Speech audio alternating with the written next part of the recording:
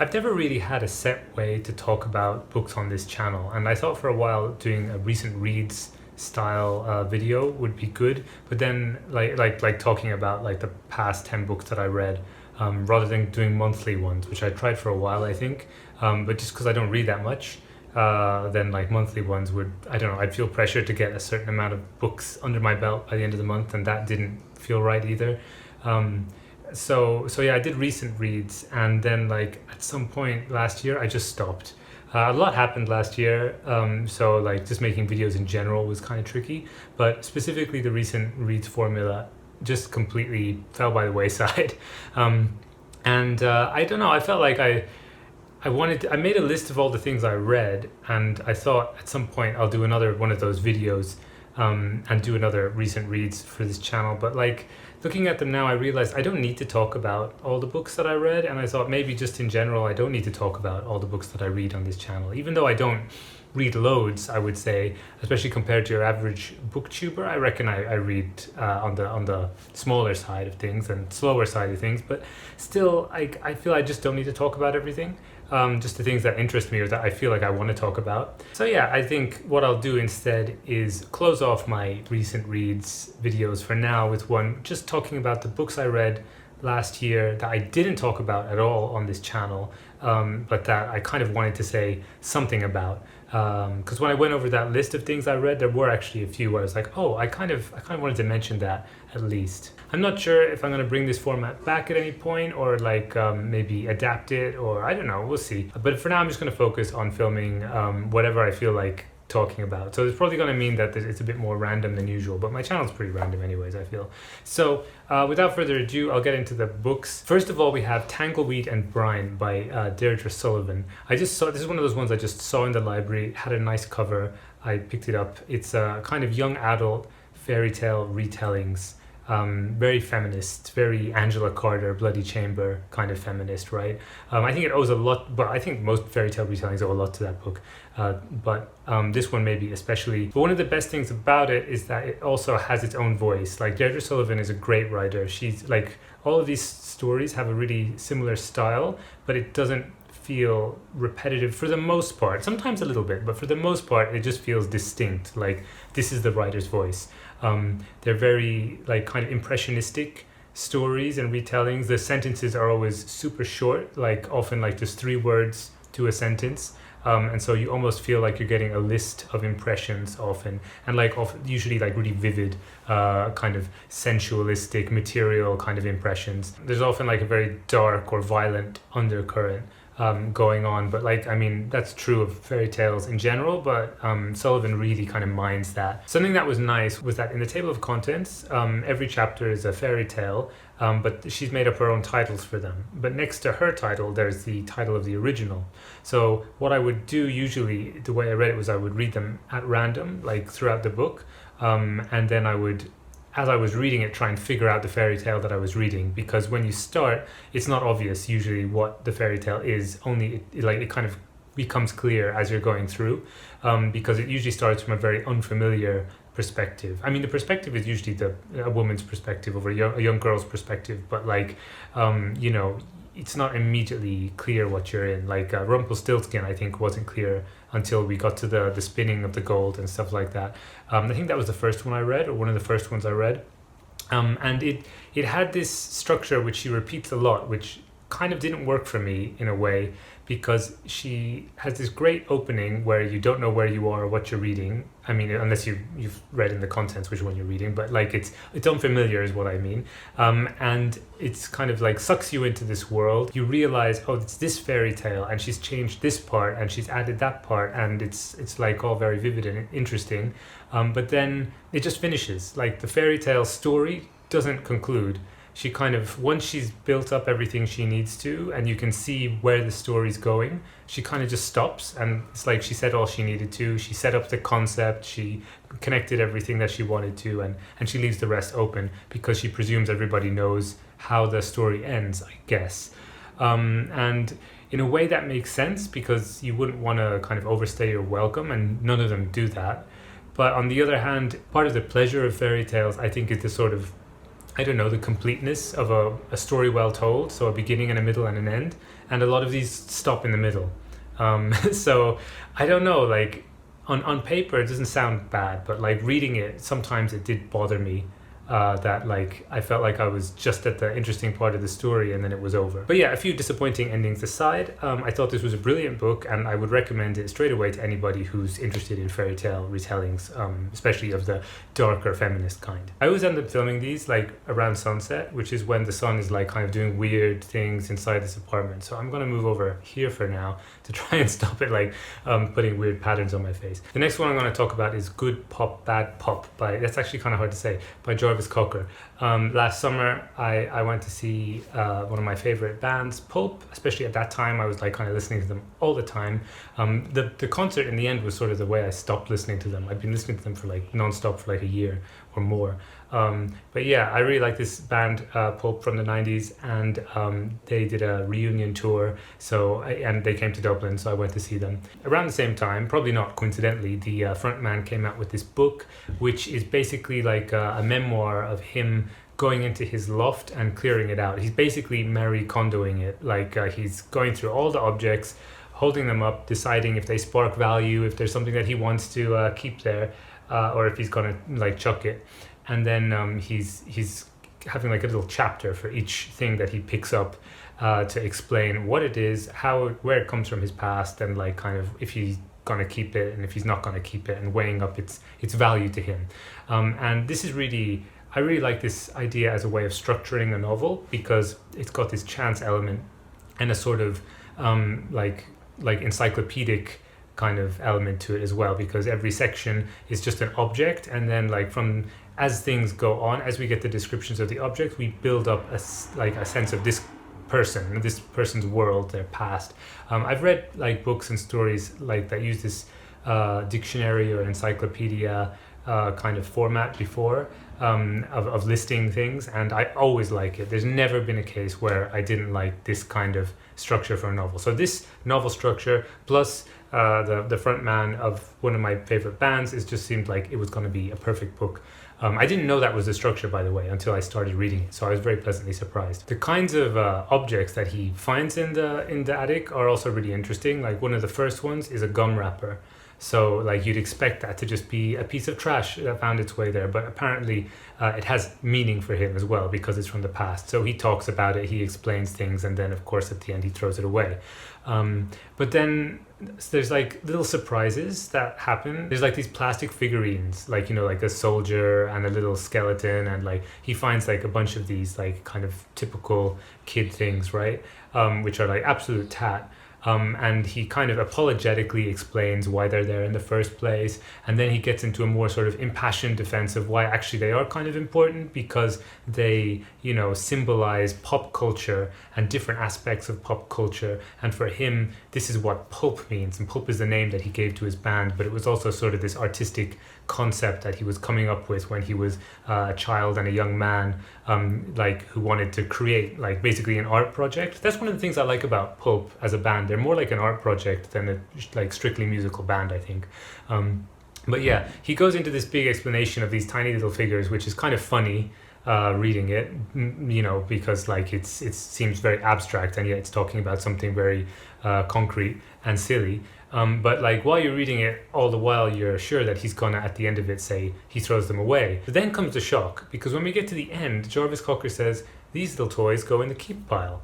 So he doesn't throw them away. After all that, he's convinced himself he needs to keep this stuff. And as we read through the book, these kind of instances keep accumulating until we realize he's not really throwing much away at all, apart from like absolute trash. Like even things that most people would call absolute trash, he's often keeping. And we realize that this sort of Marie Kondoing method is failing, although he seems to be very positive about the whole experience. And we realize that our narrator is a serial hoarder and someone who's sort of like maybe challenged when it comes to possessing things on a really profound and possibly mentally unstable way, which makes him like quite endearing as a narrator, because like I said, it's very positive, and he sees the process as not one necessarily to be like clearing things out physically, but rather clearing things mentally for himself by going through these things and cataloging them.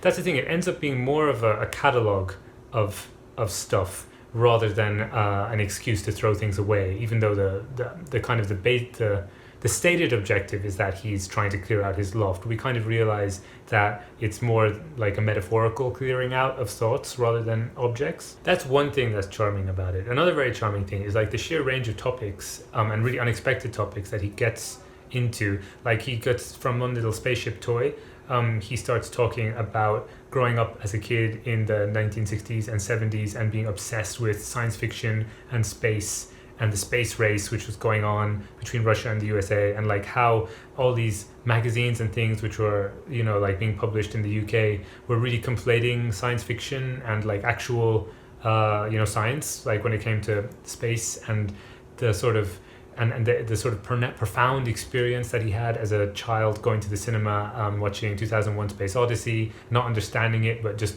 kind of realizing that he's in the presence of some sort of otherworldly artistic event, and like these kind of things are all like in a sci-fi chapter, and it was just really fascinating. Like as a just as a historical document, it was really interesting. But for me, those kinds of chapters, especially that one, were the ones that stood out as like making it like a really unexpectedly great reading experience. Now, kind of surprisingly, the thing that didn't make it such a great reading experience was the music side of things, because obviously he's a famous musician and he's going to talk about music, and he finds things in the attic which are connected to his band, and like kind of diaries and sketchbooks and things like that. And he kind of intersperses the music related stuff with the non-music related stuff, because, and I think he basically says this, like he feels if he doesn't write about Pulp, the band, then all the people who are buying the book, who are presumably interested in the band, are going to feel a little bit disappointed, because I guess he feels people aren't that much interested in his life as insofar as it's not related to his band, right? Or his musical project. So for me, the musical stuff is interesting, especially in the early stages when it's like kind of more conceptual, like when he's just a schoolboy, and his idea of a band is more like just for show, just for like you know, creating a sort of artistically expressive superhero persona for himself and his group of friends, right? Like that's kind of what it reads like, and that's actually really interesting and fun. As somebody else who had a band in high school, you know, like and thinking, first comes the idea of the band, then comes the, okay, well now we have to learn music so that we can have the band, right? Music is sort of like the added on thing rather than the base of what it means to build up a band when you're that age, I think. But anyway, like that was really interesting. And then as it got more musical and like more like actually musicians trying to make it big, it felt, I guess, just like a normal band trying to succeed in the music industry, which is difficult and so on, but like, I don't know, like not so interesting for me actually. It's hard to say why, but I guess it's just that it felt almost like an obligation that he needs to talk about the, you know, journey to becoming a rock star, and that stuff was just not as interesting for me as the 1960s, 1970s childhood stuff. Whether it's science fiction or gum wrappers or whatever it was, that was like, he talks about glasses, he finds like an old pair of broken glasses, and he talks about like the NHS, the National Health Service in the UK, having you know, the free pair of glasses that they gave, which had thick rims, and then his good pair that his parents bought for him, and that like when you do sports and things, you wear the NHS pair because that's the kind of the mark of poverty, and so like you don't want to be wearing those out in public, was what he said. But then Elvis Costello popularized the thick frames, so he wanted to wear the cheapo sort of state benefit glasses, right, everywhere he went then, which was like kind of, you know, horrific for his mother. So that's kind of funny, but it's also really interesting that like the little object says so much about a society and about people and how people like, you know, interact with wealth and welfare. Those kind of things were great. I will say about the music stuff, I'm going on a bit too long about this, but one of the good things about the music sections were that I was basically able to make a playlist of all the musical influences that he talks about, which inspired Pulp basically. And the book kind of ends with him like showing like this band plus blah blah blah blah blah equals Pulp. And so then you can just like listen to them all, and as a fan that's like fun, right? Like you can hear, oh, I can see how that leads to that, and you know, like yeah, that was kind of fun in a nerdy way for me. So yeah, more Attic Encyclopedia and less rockstar autobiography would have made this a better book for me, but as it was, like, it was a really interesting reading experience, and he kind of leaves it open for a sequel, so maybe that'll happen. I mean, I'll probably read it if it comes out. Then I read Paradise by Fernanda Melchor. Fernanda Melchor is a name I'd heard a lot from BookTube after her book Hurricane. A lot of people read that, and like it was everything that everyone said made me interested in it. Although I never got round to it, it sounded like, oh, I should keep my eye on this person. And then her second book to be translated, I think, this one, Paradise, got nominated for the Dublin Literary Award, and I wanted to read something from the Dublin Literary Award. And this one was in my local library, so I took it out. This is about two teenage boys in Mexico on a sort of like estate or a sort of gated like rich people area. One of them is like actually lives there and the other one is a gardener who works there. And these two boys drink and they start plotting to do something really horrific inside the estate. And for me, sort of teenage boys with festering minds plotting to do evil things in the world, it just sounds like a really fun time in a novel. I'm thinking Lord of the Flies. I'm thinking The Sailor Who Fell from Grace into the Sea by Yukio Mishima, and I don't know, I feel like there's probably a lot of other ones that have that, and I always like them. So for me, it's a good hook. And this is like a really vicious little book. It's about class hierarchy in Mexico. The title, I think, is a really good example of how the book works. I really like it when a title encapsulates something about a book which isn't immediately obvious, right? So that like you can kind of think, oh, maybe the book is kind of about that, right? So in this one, the name of the is it an estate? The kind of the luxury apartment area is called Paradais. But because it's in Mexico, of course, the main character pronounces it Paradise, and so he's told by his boss that it should be pronounced like D-A-I-S, Paradise, like in English, right? And the sort of seething fury that it inspires in the character, being told that he has to pronounce this word in English, which isn't his language, which is, you know, sort of just being used to sort of sound fancy, even though they're not obviously in an English-speaking country, right? Like, it just feels like it's resonant of other things in the novel that are going on. There's a lot about gender and class and masculinity all crammed into here, and basically how poisonous it is growing up as a young man in this kind of society. The class element is especially kind of present in one boy who is basically our main character, but we start mostly in the perspective of the other boy who has money, but he's also like obsessed with another woman who lives on the same estate, and he's I don't know, like obsessing about her in this very violent pornographic way. And the beginning of the book actually did blur the line between art and porn, I think, in a way which made me uncomfortable, but like in retrospect was meant to make you feel uncomfortable. And I think that's why she quickly changes to the other perspective. I think it's a good thing that she does. I think it's probably meant to be provocative, but I did kind of wonder at the beginning when I was reading it. Not because of the content, like not in a prudish way, just because of the way it was written. I was thinking this kind of just sounds like porn, you know what I mean? Like rather than like what's the point here? Like there's but yeah, like I said, she kind of abandons that perspective, and then we go to the other character for almost the rest of the novel. The thing that stuck out for me in this novel or novella, I think, is the pacing. It was incredibly well paced, really fast, and it's at the same time you know what's going to happen. Basically, like you can get a sense of what's going to happen from the very beginning, and there's nothing that really kind of tricks you. It's not page turnery in the way of like I wonder what's going to happen. It's page turnery in the way of like you're watching a car crash, right? Or clickbait or something. It's just like you keep having to turn the pages to see how it turns out, even though you know how it's going to turn out. And like watching a car crash or like clicking on clickbait, like you do feel icky, I think, as you turn the pages. Like I felt icky all the way through, and like the very sort of momentum, like the need to go further into the story makes you feel ickier as you do it. So yeah, I wouldn't describe this as like a good time, and also, you know, it kind of lacks depth. I think ultimately it's a very simple story, even though it touches on a lot of different kind of ideas. In the end, I felt like it didn't amount to something. It felt like descriptive rather than amounting to something like meaty, and not everything needs to be that way, of course, but like I guess that I did feel like something was lacking. But I was super impressed by the actual writing, yeah, as well as the pacing. There was this sense that like at its best it felt like you're reading this monstrous dystopian sci-fi fiction, but actually it's all created with really realistic descriptions, and it's based on a real life incident.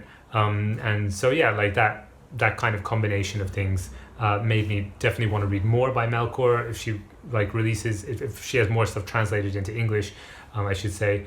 And yeah, I have to get to Hurricane at some point as well, obviously. And now staying Latina for the last book as well, we have The Last Cuentista by, her name is Donna Barba Higuera, and this was translated in as The Last Storyteller when I had it in Dublin. So the European or British publisher, whoever, maybe Irish publisher, I don't know, whoever made the decision to change the title, because I guess in America it's called The Last Cuentista, but to translate that into The Last Storyteller, it's just, they should be fired. I understand, they look down on children. They think children won't want to read things with a foreign word in it, or parents won't want to buy that book for their children. But it's very patronizing, and it's just so bland, The Last Storyteller, whereas The Last Cuentista sounds interesting, and also Cuentista means female storyteller, so it kind of loses something there in translation. But yeah, I care about titles, okay? I really care about titles. But yeah, The Last Cuentista, I don't remember where I heard about this, but it could have just been that I found it on the shelf as well, like Tangleweed and Brine, because it has a gorgeous cover. As you can see here, it has a really gorgeous cover, and also on the back, as well as the synopsis mentioning a comet hitting the Earth. It has a little, I think it's YA or middle grade, but it has a little box saying read this if you're interested in, and it has 3 words, and I don't remember exactly what they were, but I think they were space travel, folklore, and revolution. I'm pretty sure revolution was one of them. So I was I gotta read this book. Latin American sci-fi, comet, revolution. It just seems to have everything in it. And it won an award, the Newbery Award. So I was very excited for this book. I had high expectations. The first chapter delivered in spades. It's there's a young girl and her grandmother, or her abuela, and they're in the desert, and the abuela is telling a story about Halley's Comet using Mexican folklore, and she's adapting the story, and so she's doing what good storytellers do, which is sort of use the story to connect you to your ancestral past and kind of things that bring you comfort and stability, but also change the story to fit the current moment so that you can understand what's going on, right? Connect the instability of the present to the stability of the past. And we learn through the story and through the daughter being sad and kind of talking to her abuela, we learn that the grandmother is trying to prepare her for the destruction of the earth, because the Halley's Comet is going to hit the earth and destroy it. I don't think it's a spoiler to say this really, although I don't think I knew it going in, or at least I didn't know how the chapter was going to play out. But in all the synopsis things, it basically tells you that the earth is destroyed. That's kind of the setup, right? And yeah, in the first chapter, we find out that the main character is this girl is she and her family, she and her nuclear family, I should say, are part of a select group of elite people who are going to be on the escape ships, basically, to go to another planet and establish a colony there. Whereas the vast majority of people on Earth are just going to be left to die, including extended family. So the grandmother who's telling the story will not survive into chapter 2.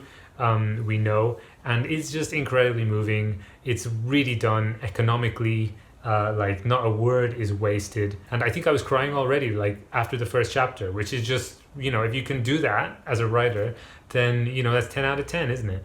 And yeah, after that they get on the spaceships, and there's some things that happen, and the rest of the story is set on the spaceship or on the planet that they've gone to colonize. Unfortunately, though, this is where I have to say that not only Halley's Comet, but also my hopes for this book came crashing down to earth in flames and despair. And I don't know, I read a lot of disappointing books last year. Although I had some great reading experiences, which I talked about in my best of video, a lot of disappointments as well, or kind of books that started off great and ended badly, or for whatever reason I had high expectations for them and they didn't deliver. But yeah, this one maybe is the winner in terms of disappointments, because I don't know, it started off great, went to okay, I'm still with it, but obviously now we have to kind of change the pace because we need to introduce the characters and blah blah blah, and I don't know, the plot was still exciting, and I stuck with it. I read the whole thing because I wanted it to return to its former glory, but it just got worse and worse. I think the revolution part was the part that really annoyed me the most, because basically what the main antagonists are a group of people, I forget what they're called, but like some sort of cultish group who are like popular or something at the time of the asteroid or the comet coming to destroy the Earth, and they're on the ships and they take over things, and they want to make everybody the same. They want to kind of erase Earth's history and make everyone bland and functional. A lot of what they say just sounds like old school Cold War propaganda versions of communists, right? Like they want to have equality, but that means that everything has to be boring in life and everything has to have like all the soul kind of sucked out of it. If they had mustaches, they'd be twirling them, but they can't even have mustaches because like that would give them too much individuality. So everyone like has their head shaved, or they all look weird. And yeah, that was another thing. They all look kind of icky because their bodies have changed from living in space for so long. But the heroes don't look weird. I don't know. There were a lot of questionable things in this book the more it went on, but the cartoony baddies was maybe the worst part of it. No, the worst part of it was the ending. The ending undermined itself so violently. Like I was like, that was like a car crash. That was like watching a car crash. I couldn't believe how everything that had been set up for her to be the last Cuentista just gets completely undermined. And like, I mean, I kind of want to tell you because I find it like really frustrating and stupid, but at the same time maybe somebody wants to read the book still, or maybe like people are interested in it having heard what I said now. So I won't say what happens at the end, except that it's frustrating, and it made me really, it felt like a first novel. I don't think it is her first novel, but it felt like a first novel, like as in it felt like the first chapter was so brilliant that had been worked on for like years and then given to an editor who made it even better, and then given to a publisher who was like, yes, you can write this book on the basis of this first chapter, and then everything else felt rushed and generic, and I don't know, like I don't understand how it won an award, to be honest, and it's a shame because there was so much promise. So I really hope the writer develops on like her obvious skills and like kind of puts them to good use in another book. I'm not sure if I'll read it though. So yeah, those are the books I wanted to talk about from last year and my last recent reads for now anyway. Actually, the video I wanted to post this week was my vlog of reading Alcestis at Yellowknife, but my computer has staged its own minor revolution and like displaced or like jettisoned the files that I was editing. I was mid-edit through that video, so that is a bit frustrating. But anyway, you got this video instead. I hope you liked it. But wait, there's more. Seb from the future here, because I realized actually there's one book that I did read that I did want to talk about, which is this one, Beautiful World, Where Are You? This was like, I don't know, I read this when I came to Canada. I read it on the plane coming to Canada, and then like in the first few months. The fact that it took me a few months or a couple of months to get through it also tells you something. But yeah, I thought it was good to mention because I had thoughts about it, but also just because I think a lot of people have opinions when it comes to Sally Rooney. So it's a good one to talk about, right? This is about 4 people, Alice, Eileen, Simon, and Felix. Alice and Eileen are like best friends. Simon was also in their friendship group, but he and Eileen have this sort of on and off thing. Alice has become a successful writer, and she has had some sort of mental health trouble that's happened after her fame, and then now she's gone to this town, like a kind of seaside village away from the capital of Dublin in Ireland, and she started dating someone she met on Tinder or something called Felix. And their personalities are all very different, and it's a sort of slice of life following these people doing their ordinary relationshipy things. I was a big fan of Normal People. It was one of my best books of the year in the year that I read it. So I was very much looking forward to this one. It's sort of like what you'd expect, millennial angst, kind of navigating the modern world and so on. And often Sally Rooney does these descriptions of like very like minutiae of daily life, like, you know, Eileen reached for the door handle and wrapped her hands around the handle and then turned the handle and opened the door and walked through into the next room. We get sentences like that often, especially with technology like phones. Like she kind of swiped on the phone to open it and then used that map app to find the little arrow which showed where she was, and things like that, which I guess the point of them is sort of to, you know, make materialistic the things we do in life that without thinking, and then to try and fill them with a little bit of meaning or to make us reflect on them. But often it doesn't work, in my opinion. It often comes across as, yeah, I know what opening a phone is, but I don't think it's very deep. Please get to the characters and stuff like that. And the characters, that was the thing though, they weren't particularly, they were interesting, right? There was lots of things that kept me fascinated in like how the characters were developing throughout the book, but then other times they were boring, and it didn't help that I didn't like them at all. I didn't like anybody in this book. They're all pretty horrible people, I think. Maybe that's just me, but like in Normal People, to compare it, the main characters are not like super likable, I think. Marianne and Connell have lots of flaws, and they don't always treat each other very well, or fairly, but at the same time they're teenagers, and then like kind of going into the early years of university, and they're developing and learning, and it's that kind of phase of life where people are making mistakes all the time and trying to find out who they are. So it makes sense. I feel like I could forgive them. I could have sympathy for them and empathy for them in a way that I do not for these characters, because they're all in their 30s.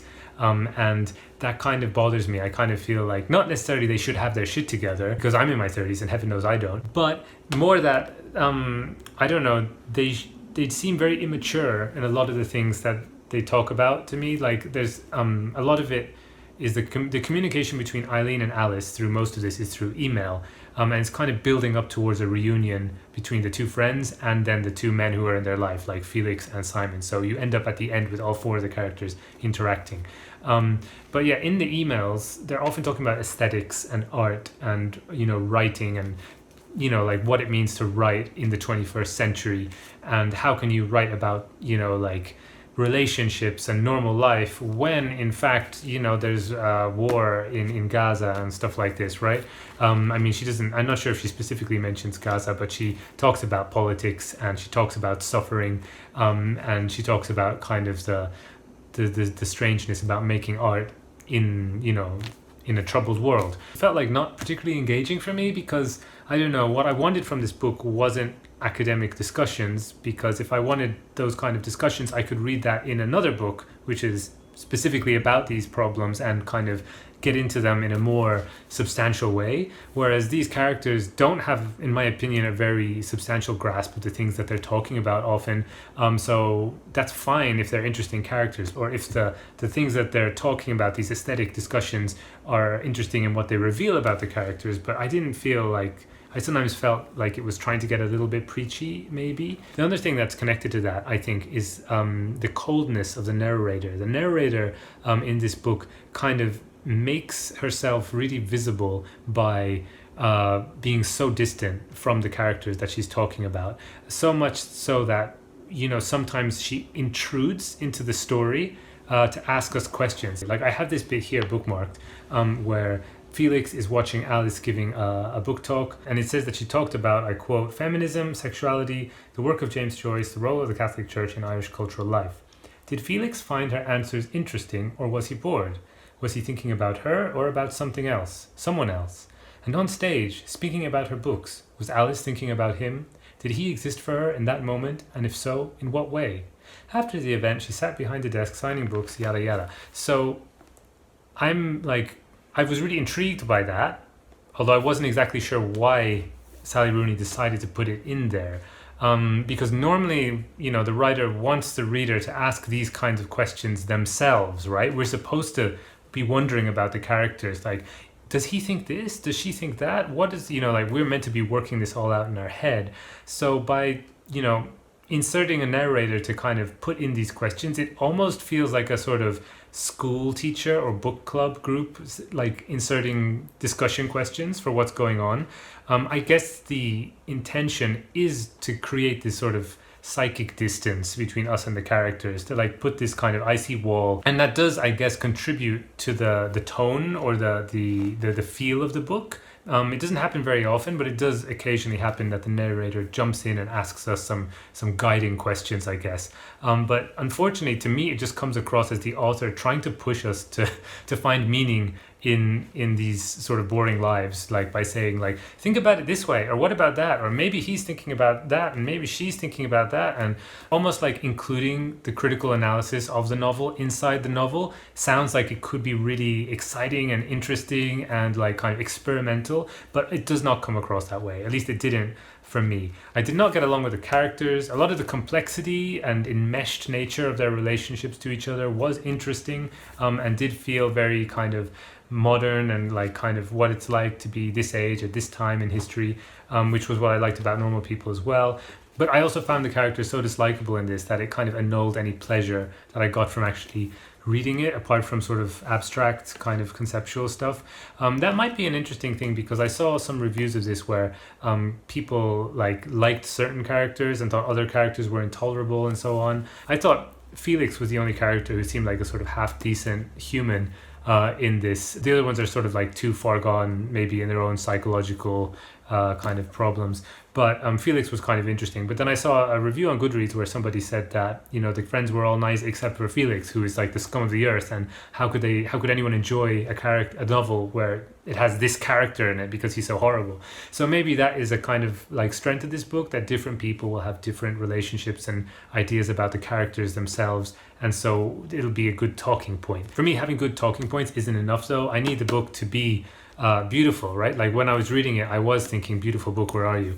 But yeah, it didn't materialize, unfortunately. So anyway, those are all the books that I wanted to talk about that I read last year that I didn't get a chance to talk about before. Let me know if you've read them, what you think about them, or if anything I said sounded interesting, then let's chat about it down in the comments, and I'll catch you in my next video.